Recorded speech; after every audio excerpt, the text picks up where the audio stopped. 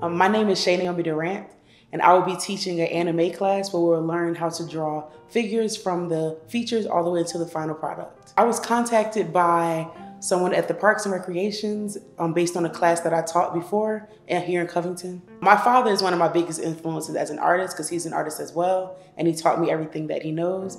My other favorite artist is Basquiat. So my art style is nothing like his, but he's just a very big influence for me. Currently, I specialize and I dabble in digital art.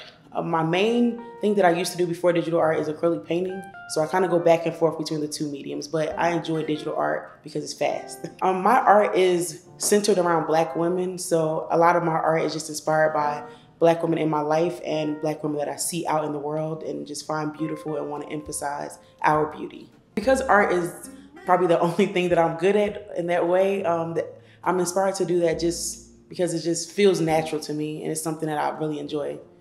Success for me would look like getting to the point where I'm able to just freely create art and not have to worry about money or things like that. I just want to be able to have experiences with my husband and my family as well as do art as much as I want to do. I guess art helps me to communicate in a way. I'm not always the best with communicating my words, and I think my art kind of speaks in ways that I can't, and my art connects and touches people in a way that I can't always verbalize. So I feel like it just helps me just everywhere in life, really.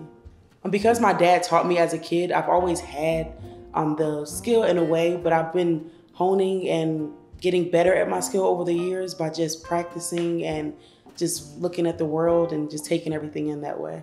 When I first started drawing, like I said, I started as a kid. So I was drawing Tweety Bird and the Tasmanian Devil and things like that as a child, and drawing fashion illustrations, I guess, in my kitty style. But as the years have gone by, I elevated and started drawing more, try to draw more portraits and things like that. And then I shied away from that for a while after telling myself that I couldn't draw portraits.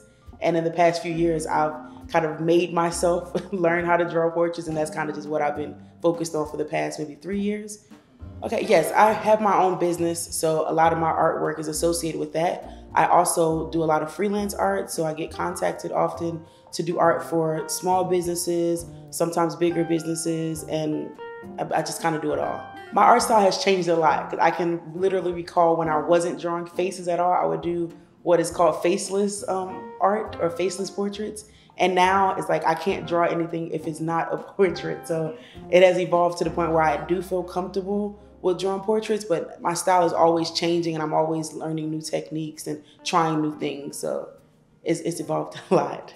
Yes, so the class that I'm teaching is pretty beginner friendly. So it's gonna be for the ages 12 and up. And we're going from learning how to draw anime eyes, noses, lips, and things like that, all the way up until drawing the full body. So anybody can take this class at that age.